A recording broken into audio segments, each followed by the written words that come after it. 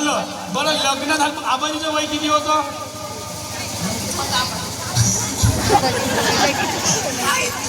कुठं पोराले तेकरा आजीचं लग्न लावून दिलं. बरं आजी, मग तुला लग्न झालं आबाजीचा चेहरा किती वर्षानं दिसला? बाप्पा आजी, तू म्हणते लग्न झालं तुला 9 वर्षानं आबाजीचा चेहरा दिसला. इकडे लग्नाच्या पहिलंच लग्नाच्या पहिलंच गेला का? पहिलंच गेला म्हणते मग तू. हा आजी, तसं नाही म्हणतो मी. तू लग्न झाल्यावर तुझ्या आबाजीचा चेहरा 9 वर्षानं दिसला. आताच्या पिढी माहिती का, आताच्या काळात लग्न वाच्या 9 वर्षा पहिलंच बायको बुकिंग राहते.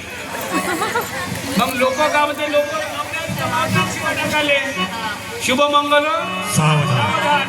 ते शुभमंगल सावधान बंद करायला लागते निलेश भाऊ. आणि शुभमंगलाच्या जागी ते डोवाल्याचे पाळणे म्हणणं सुरू करायला लागते.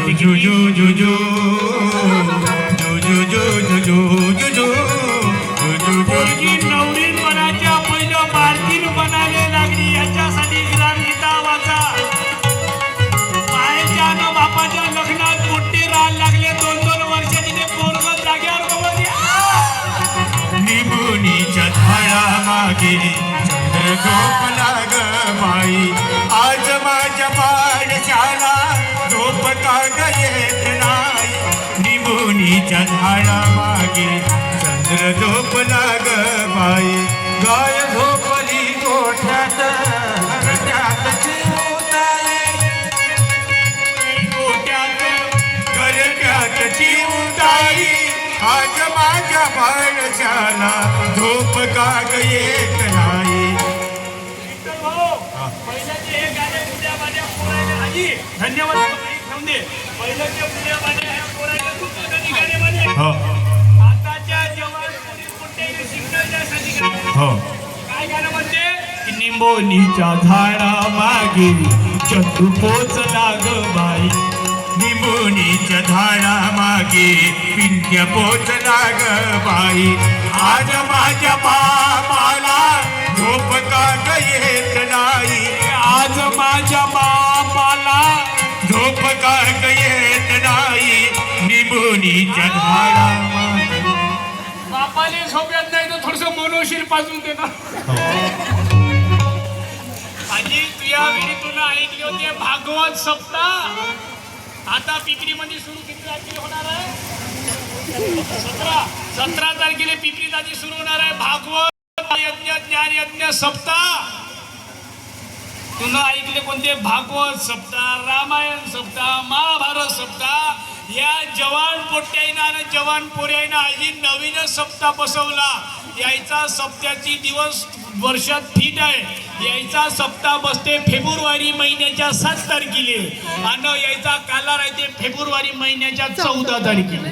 मग तू म्हणशील याच्या सप्त्याचं नाव काय आहे? तर यायच्या सप्त्याचं नाव आहे व्हॅलेंटाईन डे सप्ताह. आणि याच्या जे जे हसून राहिले त्याला बरोबर समजलं.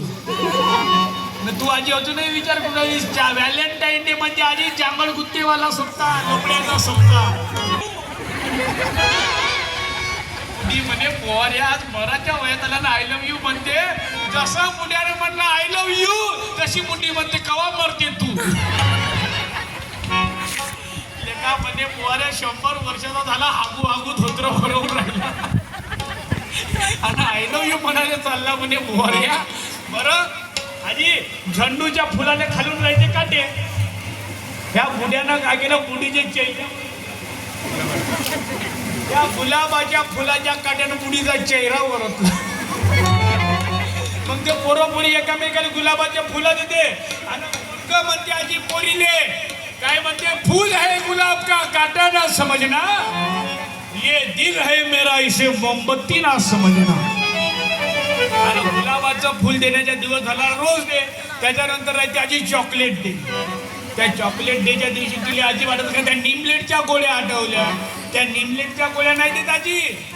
आता जेवण कुठे कॅडबरी देते. 100 रुपयाचं 500 रुपयाचं एक चॉकलेट देते कॅडबरी. आणि त्याच्यानंतर राहायची आजी यायचा चॉकलेट डे झाल्यानंतर हॉक डे.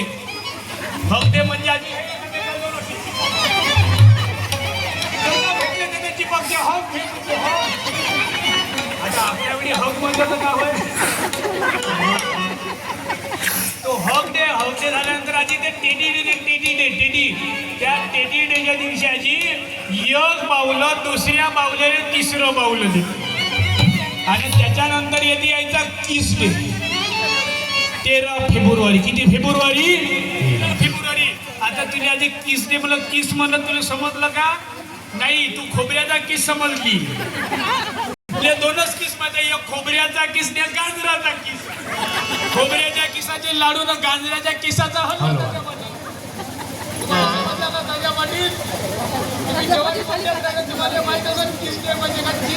चाचा पाटील किस डे म्हणजे मुका किस म्हणजे मुका.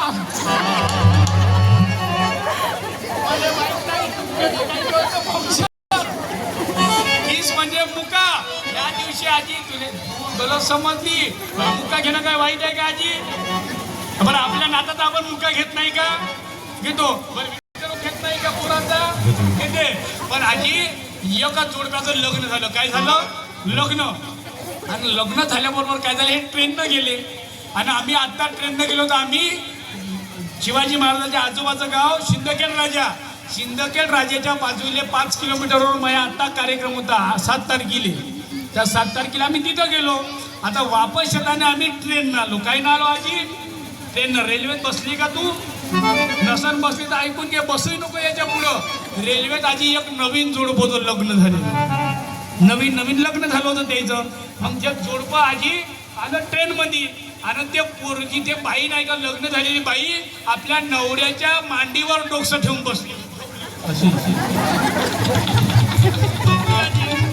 मग आता ते आपल्या नवऱ्याला का म्हणजे आता नवीन लग्न राहिलं का यायचं लई प्रेम उतू जाते.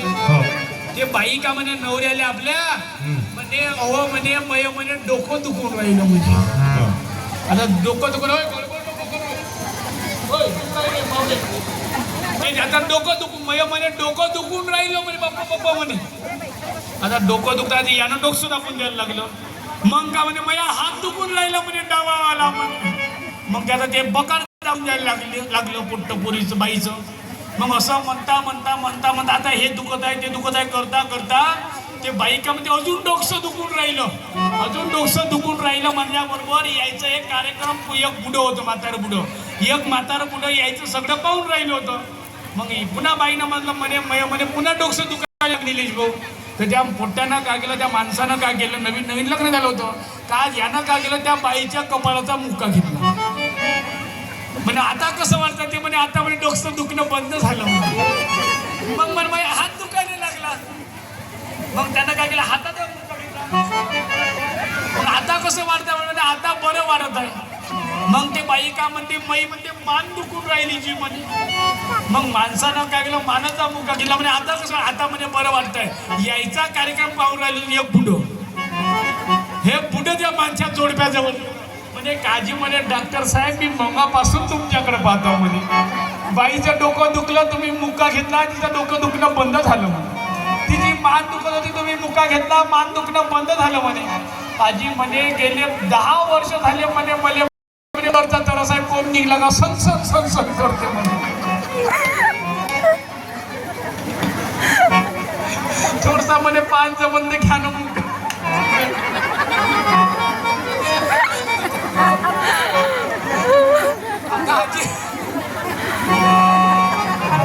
भगवंतरचा माहिती आहे तुम्हाला. मग आता याल्यामध्ये पाणी पण त्याच्यामुळे तुम्हाला 2 एकर देऊन टाकतो म्हणे. किती एकर देतो म्हणे? 2 एकर. आता या बोवाऱ्या पुढ्या देताची काही गरज होती का? नाही होती. पण याची काही गरज होती का? नाही. आता जरा पण दुखणं बसत आहे. बरं आधी त्याच्यासाठी तू जर का असती तू म्हणले बाबू त्यानं मुका घेतला असं म्हणून भगवंतरचा मुका म्हणून आता सुधारण्याची गरज आहे की थोडा घसरला पाय